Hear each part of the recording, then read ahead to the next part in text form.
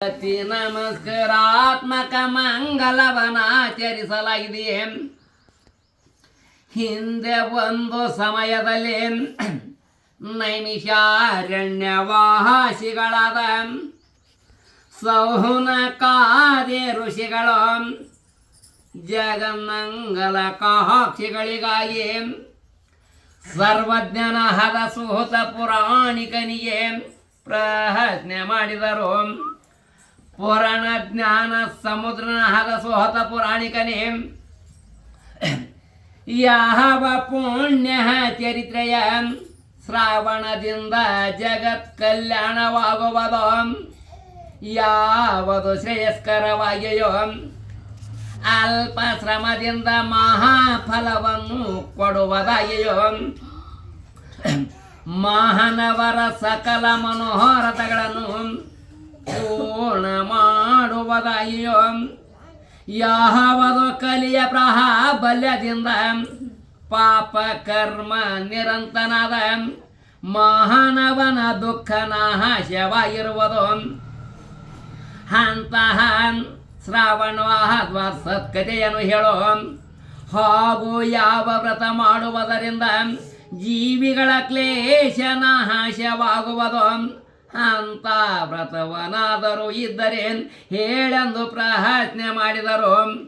ಮುನಿಶ್ರೇಷ್ಠರಾದ ಸೌನಕಾದಿಗಳು, ನಿಮ್ಮ ಪ್ರಶ್ನೆಯು ಅತಿ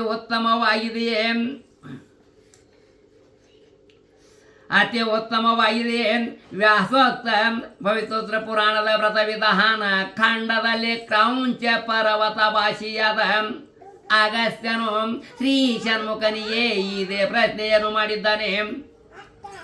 ಅದಕ್ಕೆ ಉತ್ತರವಾಗಿ ಷಣ್ಮುಖ ಸ್ವಾಮಿಯು ಶ್ರೀವರದ ಶಂಕರ ವ್ರತವನ್ನು ಬೋಧಿಸಿದ್ದಾನೆ. ಅದನ್ನೇ ನಿಮಗೆ ಹೇಳುತ್ತೇನೆ, ಸಾವಧಾನ ಚಿತ್ತರಾಗಿರಿ.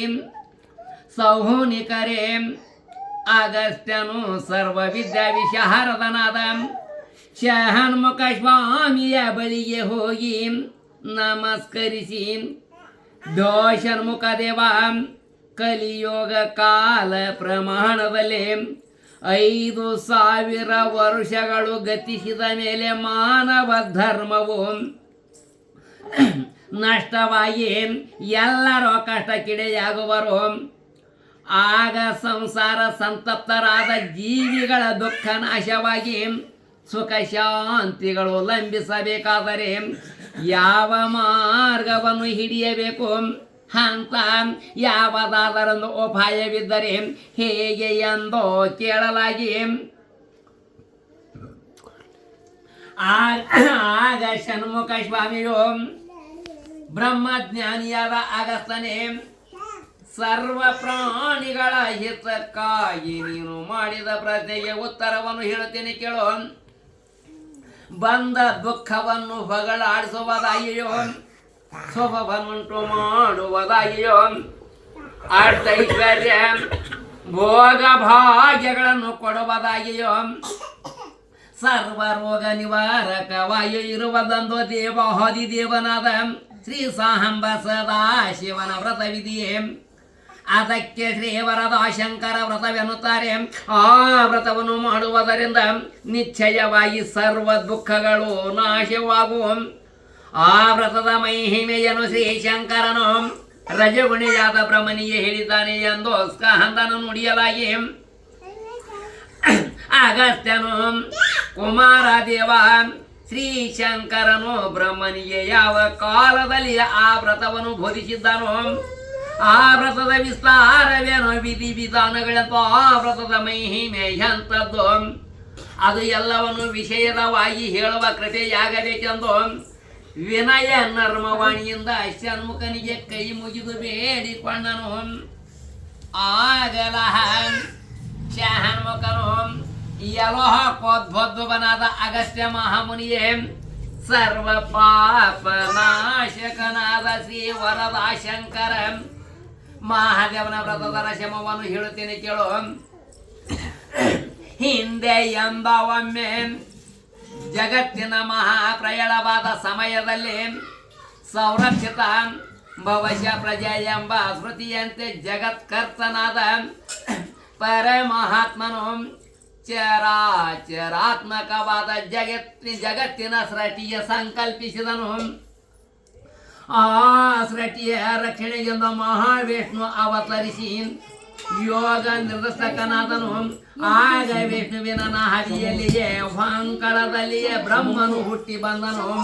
ಹೀಗೆ ತ್ರಿಮೂರ್ತಿಗಳ ಅವತಾರವಾಗಿರಲು ಬ್ರಹ್ಮನು ಜಗತ್ತು ಪ್ರಯಳದಿಂದ ಜಲಮಯವಾಗಿರುವುದನ್ನು ಕಂಡು ದಿಗ್ಭ್ರಾಂತನಾಗಿ ತಾನು ಮುಂದೇನು ಮಾಡಬೇಕೆಂದು ಆಲೋಚಿಸುವಷ್ಟರಲ್ಲಿಯೇ ವಿಷ್ಣುವಿನ ಎಡಬಲ ಕಿವಿಗಳಿಂದ ಮಧು ಕೈ ಭಟ್ಟರೆಂಬ ಇರುವರು ಮಾಯಾವಿ ರಾಕ್ಷಸರು ಚರಚಾಪ ಖಡ್ಗಧಾರಿಯಾಗಿ ಅರವಟಿಸುತ್ತಾ ಹೊರಗೆ ಬಂದ ಬ್ರಹ್ಮನನ್ನು ನೋಡಿ ಕೋಪಾವೇಶರಾಗಿ ಮುಷ್ಟಿಯಿಂದ ಅವನನ್ನು ಕೊಲ್ಲಲಿಕ್ಕೆ ಹೋಗಲು ಬ್ರಹ್ಮನು ಆ ದೈತ್ಯರನ್ನು ಎಷ್ಟು ದಿವಸವಿದ್ದ ಮಾಡಿದನು. ಆದರೂ ಆ ದುಷ್ಟ ರಾಕ್ಷಸರನ್ನು ಗೆಲ್ಲುವುದಾಗಲಿಲ್ಲ. ಆಗ ಬ್ರಹ್ಮನು ಚಿಂತಾತ್ಮನಾಗಿ ಪರಮಾತ್ಮನನ್ನು ಜ್ಞಾನ ಮಾಡಿದನು. ಹೇಗೆಂದರೆ ದೇವ ಶರಣಾಗತ ಪರಿಪಾಲಕ ಶಂಕರ, ಈ ದುರ್ಳ ದೈತ್ಯರಿಂದ ಉಂಟಾದ ಸಂಕಷ್ಟವನ್ನು ದೂರ ಮಾಡೋ ಜಗತ್ಪ್ರಭು, ಇವರು ನಿಷ್ಕಾರಣವಾಗಿ ನನ್ನೊಡನೆ ಬಿದ್ದವನ ಆರಂಭಿಸಿದ್ದಾರೆ. ಇವರನ್ನು ಸಂಹರಿಸಿ ನನ್ನನ್ನು ರಕ್ಷಿಸುವಲ್ಲಿ ನಿನ್ನ ಹೊರತು ಮತ್ಯಾರು ಸಮರ್ಥರು. ದಿನ ಬಾಂಧವ ಜಗನ್ನಾಥ, ಇವರನ್ನು ನಾಶ ಮಾಡುವುದು ನನ್ನಿಂದಾಗದು. ಇವರನ್ನು ಸಂಹರಿಸಲು ಮಹಾವಿಷ್ಣುವೇ ಸಮರ್ಥನು.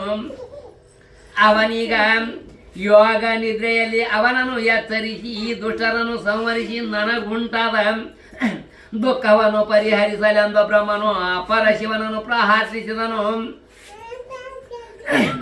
ಬ್ರಹ್ಮನ ಪ್ರಾರ್ಥನೆಯಿಂದ ಸತುಷ್ಟನಾದ ಶಿವನು ಆ ಶರೀರವಾಣಿಯಿಂದ ನುಡಿದನು. ಏನೆಂದು? ಓಹೋ ಬ್ರಹ್ಮನೇ, ಚಿಂತಿಸಬೇಡ. ವಿಧಿವತ್ತಾಗಿ ಶ್ರೀ ವರದ ಶಂಕರನ ವ್ರತವನ್ನು ಮಾಡು, ನಿನ್ನ ದುಃಖ ದೂರಾಗುವುದು ಎಂದು ಆ ಶರೀರವಾಣಿಯಾಗಲು ಕೂಡಲೇ ಬ್ರಹ್ಮನು ಶ್ರೀ ವರದ ಶಂಕರ ವ್ರತವನ್ನು ಮಾಡುತ್ತೇನೆಂದು ಸಜಲ ಪಾಣಿಯಾಗಿ ಸಂಕಲ್ಪವನ್ನು ಮಾಡಿದನು. ಆ ಸಂಕಲ್ಪ ಮಹತ್ರದಿಂದಲೇ ಯೋಗ ನಿರ್ದೇಶಕನಾದ ವಿಷ್ಣು ಎಚ್ಚರಾದನು. ಇಷ್ಟಾದ ಬಳಿಕ ಮತ್ತೆ ಶಹನ್ಮುಖನು ಅಗಸ್ತ್ಯನಿಗೆ ಹೇಳಿದ್ದೇನೆಂದರೆ, ಅಗಸ್ತ್ಯನೇ, ಯೋಗ ನಿದ್ರೆಯಿಂದ ಎದ್ದು ವಿಷ್ಣು ಆಗ ದೈತ್ಯ ಪೀಡೆ ಒಳಗಾದ ಬ್ರಹ್ಮನನ್ನು ನೋಡಿ ಕನಿಕರದಿಂದ ದುಷ್ಟರಾದ ರಾಕ್ಷಸರ ಮೇಲೆ ಶಿಫ್ಟಾಗಿ